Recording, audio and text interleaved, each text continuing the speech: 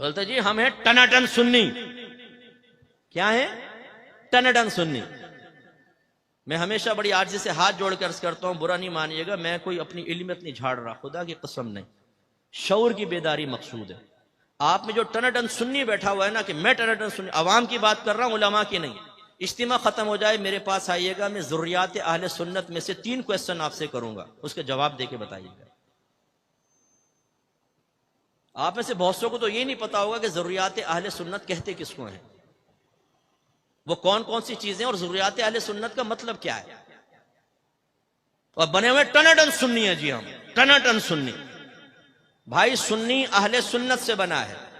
اہل سنت اسے کہتے ہیں جو اہل سنت کے عقائد کا حامل ہو.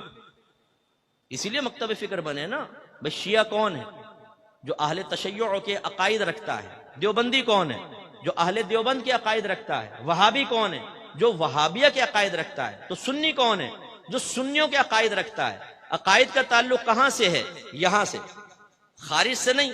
وہ تو عمل ہے، وہ معمولات اہل سنت. عقائد کا تعلق یہاں سے.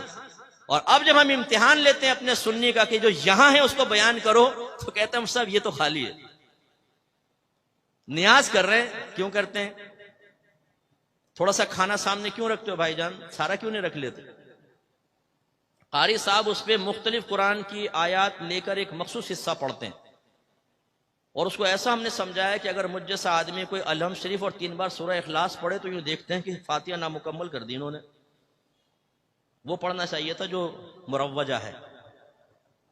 اچھا چادر کیوں چڑھاتے ہیں؟ اپنے آپ سے سوال کر لیجیے گا جا کر، یہ مزار پہ چادر کیوں چڑھاتے ہیں اور اتنی ساری کیوں چڑھاتے ہیں، اور منت کیوں مانتے ہیں آپ چادر کی؟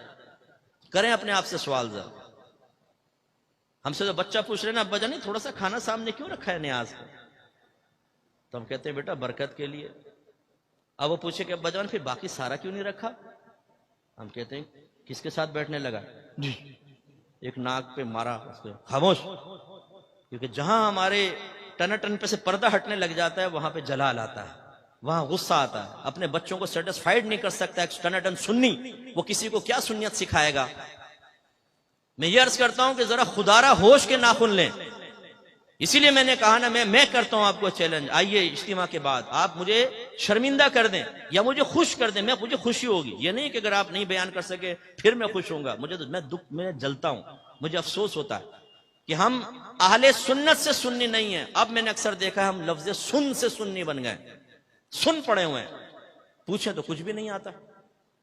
اپنی والدہ سے جا کر پوچھ لیجئے گا امی ہم نیاز کیوں کرتے ہیں، کنڈوں کی نیاز کیوں کرتے ہیں، مٹی کے کنڈوں میں کیوں بناتے ہیں، اس کے لیے وہ ٹکیاں کیوں بنائی جاتی ہیں، ایک کمرے میں کیوں کھاتے ہیں، بی بی فاطمہ کی نیاز مرد نہیں کھائے گا کیوں؟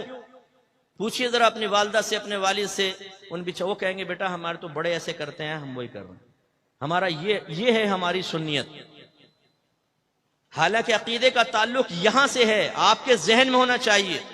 آپ ماشاءاللہ حنفی ہیں، مقلد ہیں، لیکن اگر ایک بچہ ہم سے پوچھتا ہے کہ ابا جان یہ تقلید کیا ہوتی ہے، اس کی مجھے تعریف تو بتائیں، شرعی تعریف، تو ابا جان تقلید کی صحیح شرعی تعریف نہیں بتا سکتا. اگر بچہ کہے جی ہم نے عالم سے سنا ہے کہ 4 امام حق ہیں، امام اعظم، امام شافعی، امام مالک، امام احمد بن حنبل، لیکن ہم صرف امام اعظم کے پیچھے کیوں چلتے ہیں، ہم کیوں نہیں امام شافعی، امام مالک کے پیچھے چلتے ہیں، تو ابا جان کے پاس معقول جواب نہیں ہوگا. اب اسی طرح جمعے کی نماز کے بعد بچہ پوچھ لے ابا جان ہم کیوں ہاتھ باندھ کے کھڑے ہو کر اجتماعی طور پہ اردو میں صلاۃ و سلام پڑھتے ہیں، کیوں، کیا اس کی شرعی حیثیت ہے؟ تو ابا جان صرف یہاں سے ہاتھ نکال کے اس کان پکڑ کے یوں جھٹکا دے گا زور سے. خاموش. ارے بھائی بتاؤ، جواب دیں اس کو. آپ نہیں سمجھائیں گے تو کون سمجھائے گا؟ کیوں کرتے ہیں آپ ایسا؟ سمجھائیں. آپ جو آپ کر رہے ہیں میں یہ نہیں کہہ رہا ہوں کہ وہ غلط ہے، میں یہ کہہ رہا ہوں کیوں کر رہے ہیں یہ آپ کو معلوم ہونا چاہیے. جو نظریہ ہے آپ کا، عقیدہ ہے، اس کے بارے میں آپ کو معلومات ہونی چاہیے.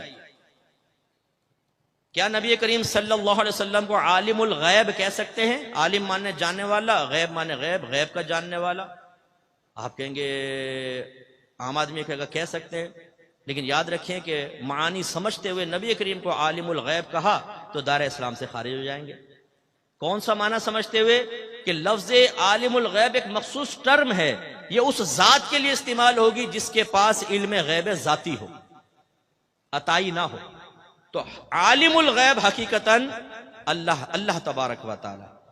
نبی کریم صلی اللہ علیہ وسلم کو علم غیب دیا گیا، لیکن لفظ عالم الغیب اس ذات کے لیے استعمال ہوتا ہے شرعی اصطلاح میں جس کے پاس علم غیب ذاتی ہے. ایک پی ایچ ڈی صاحب آئے، بھئی ناراض مت ہوئیے گا، ہمارے استاد عبدالستار سعیدی صاحب فرماتے ہیں پی ایچ ڈی کا مطلب پھرا ہوا دماغ.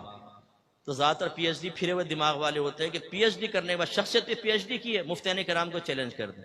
ایسے ایک پی ایچ ڈی مجھے مل گیا، کہنے لگا لوگ کہتے ہیں جمعہ فرض ہے، میری تحقیق یہ ہے کہ وہ واجب ہے.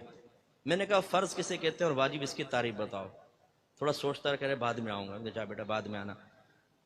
اب وہ ایک لڑکا میرے ساتھ کھڑا ہوا تھا، سننے لڑکا، اس نے یہ سن لیا. کچھ دن بعد مجھے ملا، کہنے لگا اکمل بھائی میں نے نا آج ایک شخص کو لاجواب کر دیا. میں نے کہا کیسے؟ کہنے لگا ایک نا دوسرے کو ہمارے آدمی کو سمجھا رہا تھا کہ نبی کریم کو علم غیب نہیں، میں بیچ میں کود گیا اور میں نے کہا تجھے غیب کی تعریف پتہ ہے؟ تو وہ گھبرا گیا. میں نے کہا جا پہلے تیاری کر کے آ پھر آنا. میں نے کہا شاباش.